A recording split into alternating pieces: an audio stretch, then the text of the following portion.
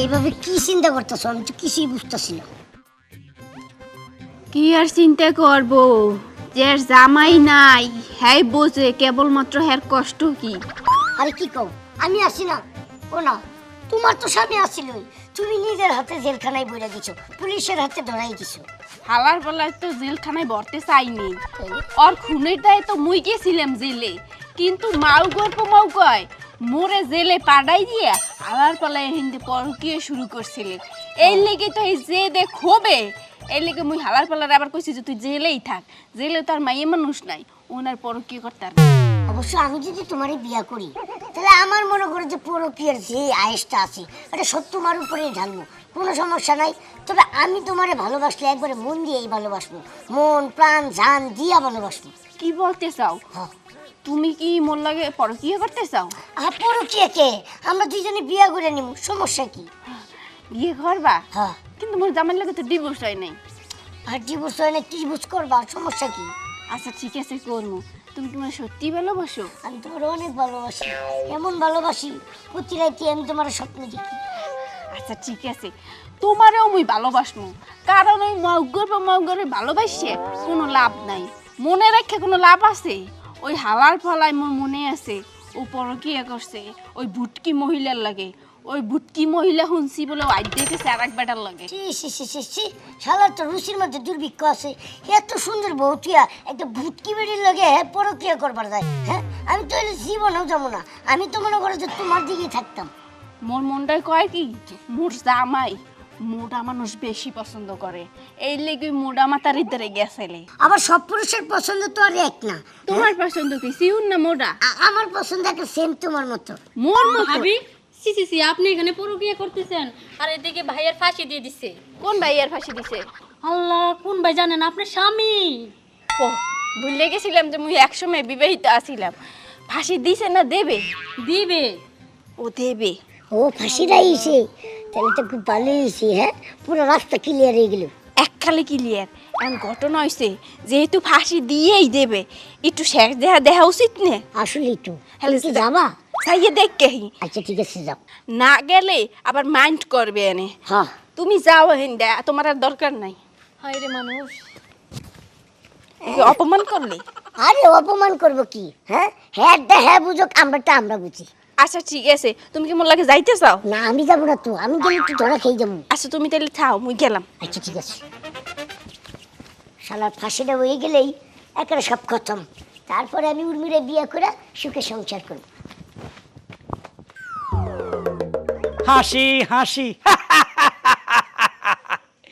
পড়বে ফাঁসি, দেখবে জগতে বাসি, একবার বিদায় দাও মা ঘুরে আসি। হাসি হাসি পড়বে ফাঁসি, দেখবে জগতে বাসি, একবার বিদায় দেও মা ঘুরে আসি। আপনি কি শুরু করছেন? হ্যাঁ, নাটক। হ্যাঁ, আপনি কি মনে করেন নিজেরে ফাঁসির মঞ্চ দ্বারা আপনি ক্ষুদিরাম হয়ে গেছেন গা? যেভাবে গান গাইয়া আপনি সারা পাওয়ার একটা চান্স খুঁজতেছেন। স্যার, এটা ভারতের ঐতিহাসিক একটা ঘটনা। হ্যাঁ। ক্ষুদিরামের ফাঁসির সময় নাকি সে গান গাইছিল হ্যাঁ। দেশের জন্য। হ্যাঁ। আমিও দেশের জন্য একটু গান গাইলাম, সে তো- জগৎবাসী দেখবে আমার যে ফাঁসি হচ্ছে। সে জাতির উপকার করছে, দেশের উপকার করছে, আর তুই তোমার একটা কলঙ্ক। হ্যাঁ, নিজের জন্মদাতা পিতারে খুন করে ফাঁসির দলিতে ঝুলতাছ, তারপর ক্ষুদিরামের গান গাইতাছ। স্যার, ফাঁসি দেওয়ার আগে আমার একটা কথা আছিল স্যার। বলে ফেলো, কিন্তু কোনো আবদার পূরণ হবে না, যা বলো তাড়াতাড়ি বলে ফেলো। স্যার, হ্যাঁ? এই আবদার পূরণ করতেই হবে, নইলে আমারও যদি 10 বার ফাঁসি দেন মনের দুঃখ যাবে না। আরে বাবা রে, আমরা এটা করতে পারবো না, তুমি তো ফাঁসির মধ্যে দাঁড়ায় আছো। স্যার, জি। ফাঁসির মঞ্চ থাইকেও দেখছি অনেক ছবিতে দেখা যায় জসিমের ফাঁসি হয়ে গেছে, হ্যাঁ। হঠাৎ সোহেলরা নাই মাফ করে দিছে। আচ্ছা। ছবির মতো যদি একটু আমার উপকার করতেন, ফট করে কে মোটর সাইকেল লয়ে আই লাথে মারতে সব ভাঙ্গে আমার উদ্ধার করে নিছে, কেউ কি নাই এই ধরনের? না, তোমার মতন কুলাঙ্গার ছেলের জন্য কেউ আসবেও না। এখন তোমার আবদার যদি থেকে থেকে আমরা চেষ্টা করব, কিন্তু সব আবদার আমরা পূরণ করতে পারবো না। স্যার, হ্যাঁ বলো। আমারে ভুল হয়েছে, এটা তো ফিল্ম না, না, এটা বাস্তব। বাস্তব। স্যার, বাস্তবে একটা কথা কই, বলো। ওই কলঙ্কিনী হারামজাদি বিয়াদবের গোষ্ঠী আমার বউ আছে না, ডাইনি, তাকে এক নজর দেখতে ইচ্ছা করছে স্যার। শুধু দেখবো, দেখার পরে আমার আইসে আপনি ফাঁসি দিয়ে দেন, আমি হাসতে হাসতে ফাঁসির দড়ি গলায় দিয়ে দিব স্যার। ঠিক আছে, তুমি যেহেতু শেষবারের মতো একটা চাইছো, জি এই ব্যাপারে আমি না করবো না, কিন্তু পরবর্তীতে আইসা আবার কিন্তু আরেকটা দরকার সেটা কিন্তু হইবো না। না স্যার, এক বাপের এক জবান স্যার, কোনো সময় জবান লাড়বো না স্যার, দেখবো আর চলে আসবো। দড়িটা নিজে নিজে খুলে নিজে নিজে নামো। আলহামদুলিল্লাহ। দুনিয়া রে বলে দে রে আমার ফাঁসি দেরিতে হবে রে। স্যার ও মনে হয় পাগল হয়ে গেছে, আমার মন বলতেছে। দুইটা বাড়ি দিলে ঠিক আছে বোকা, কানে নিচে চলো। দড়ি নামাইতে হবে না স্যার। একটু ধরো, জল্লাদ সাজান একটু ধরো। Okay sir. আসো, ওইখান থেকে দড়ি দেয় না মাঝে বানতে হবে, নাহলে আবার দৌড় দিতে পারে, লক্ষণ খারাপ। না স্যার, আমি সন্ত্রাসী হইতে পারি, হ্যাঁ? কিন্তু পুলিশকে ফাঁকি দেওয়ার মতো সন্ত্রাসী না। তুমি তো সন্ত্রাসী না, তুমি তো কিলার। কিলার? নিজের বাপে কি কিল করছো? চলো। স্যার, মুখে তো দুর্গন্ধ হয় আপনার। গাড়িটাই যা কিটা রাখিছে, হ্যাঁ গাড়ি রাখার একটু জায়গা পাইলো না। দাদা বাবু, দাদা বাবু, নমস্কার নমস্কার নমস্কার। আসসালামু আলাইকুম। ওয়ালাইকুম আসসালাম। বলতে আসছিলাম ধরেন কাঁঠাল খান। ও মা, কাঁঠাল? হয় খান, ধরেন আগ করেন, খাওয়াই দিই। আচ্ছা দিদি, এই যে কাঁঠাল যে খাওয়াচ্ছেন, কিসের উপলক্ষে খাওয়াচ্ছেন? ওইস কি আজ গইছে মোর জামার ফাঁসি, এখন মিষ্টি তো আর খাইতার মুনা মোদারে টাহা নাই, এই লিগে ওই গাছে কাঁঠাল ধরছেলে হেইয়া চিনতে ভাবনা করলাম কাঁঠাল নিয়ে ব্যামাটিরে খাওয়াইয়া মিষ্টি মুখ করিয়ে দিই। কি হয়েছে কি অজমইতে আছে না? আচ্ছা দিদি, এই কাঁঠাল খাওয়াচ্ছেন আপনার জামার ফাঁসি হবে এই খুশি উপলক্ষে? হয় মরে যাইবে বেটা এর লিগে। ও আচ্ছা, আপনি কি বউ না জল্লাদ আমি ঠিক বুঝতে পারতেছি না। ওই ঘটনা আসছে কি দিদি, এই কাঁঠাল যদি এখন আমি খাই না, আমার পরে ভগবান একটা গজব নাজির করবে। হ্যাঁ, সেটা হইতেছে আমার বউ আমার সিরাদ্দর আগে মানুষের কাঁঠাল খাওয়া শুরু করে দেবে। দিদি, আপনার কাঁঠাল দেন আবার পেটে হজম না হয়। তা আমি দিদি আসি, নমস্কার। ঠাকুর ঠাকুর, তুকা তুকা, কি বিপদে যে ফেলাইছিল। এক রোয়া খাইয়ে যান। আর খাইতে হবে না, আপনি ওদিকে আপনাই বাবু খান। কিছু হইবে না। আয় রে, কি ডরটা যে ডরাইছে। আরেকজন রে খাওয়াই যাইয়ে। আরে ভাই ভাই, ধরেন কারণ খান, জমনের মিষ্টি, মিষ্টিতে মুখ আকাল মারি আইবে। ওই কি মোর জামাই রাত গো ফাঁসি, হ্যাঁ হেলিকে কারণ খাই হইতেছি, খান পেট বেড়ে খান নেন। হ্যাঁ দাঁড়ান, কি কইতেছেন আপনার জামার ফাঁসি? আহালাই দিলেন কে গাছের কাটার দুনিয়ার মিষ্টি। হালাই দেবো না তো কি করবো? এই আপনি বউ না জল্লাদ, আপনার স্বামীর ফাঁসি হইতেছে, কই আপনি নামাজ কালাম পড়ে দোয়া করবেন, মিলাদ মাহফিল পড়াবেন, তা না করে আপনি কাঁঠাল খাওয়াইতেছেন। কাল লেগে নামাজ রোজা করবো? মোর জামাই কি ভালো আসলে? হ্যাঁ, যদি ভালো থাকতে হ্যালে নামাজ রোজা করতাম, আল্লাহর দ্বারা কান্দাকাটি করতাম, ঠিক আছে? ওই হালাই ফালাই যে সময় জেলে আসলে না, সেই সময় খালি বেডগুলোকে পরকিয়া করতে আর ওই যে নিজের বাপরে খুন করতে। ও তাহলে ঠিক আছে, দেন কাঁঠাল দেন। এবার খান তরে, বেশি করে খান। ঠিক কইছে। আর হলেন মোর জামাই লিখে দোয়া করেন, বুঝছেন? ও যাতে ভালো হয়ে যায় মরার পরে। দোয়া করবো না মানে ওরা যেন 14 বার ফাঁসির কাজটা ঝুলে এরম করে মারে। হালাই কত বড় খাসর গো, নিজের বাপের মারছে। হ্যাঁ খান খান খান। আর দুটো দিলেন না, মজা ঠুয়ে কাঁঠালটা গো।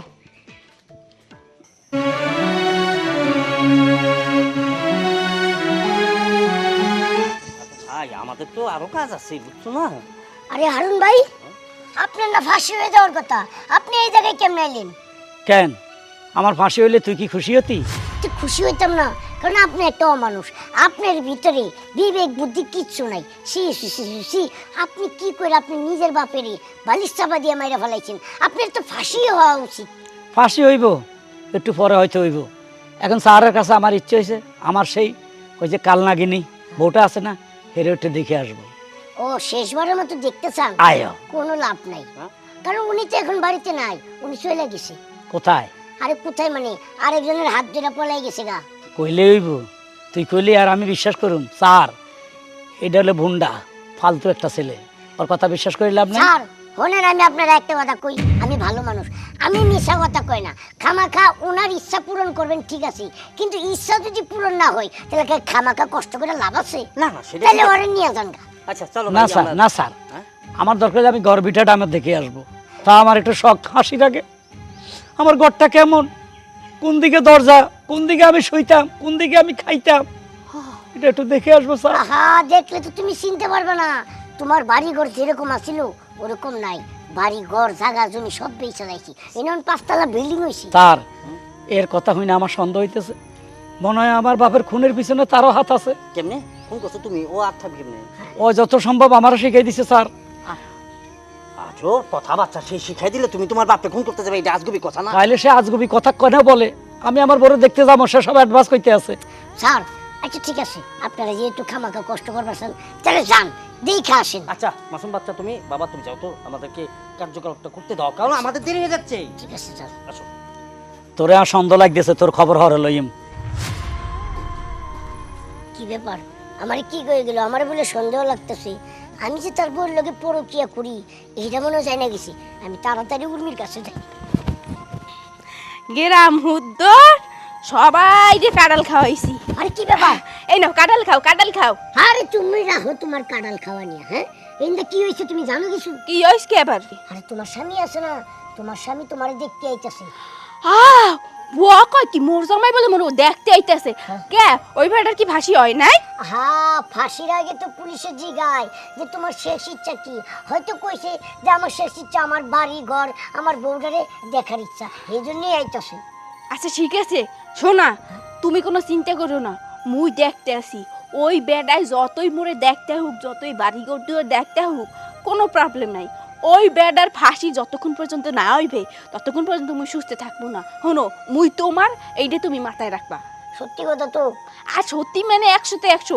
তুমি মোরে ভালোবাসো, মুই তোমারে ভালোবাসি, বিয়ে করলে তোমারই করবো। ওই হাল্লার পাল্লার তো ফাঁসি হয়ে গেছে। হ্যাঁ হ্যাঁ, তুমি ঠিক কথা কইছো, তাহলে তুমি যাও। হ্যালে মুই যাই, আর তুমি এক কাম করো, মোর নাম কই এই কাঁড়ালগুলো গ্রামের বাদ বাকি মানুষ বিলেই দাও। ধরো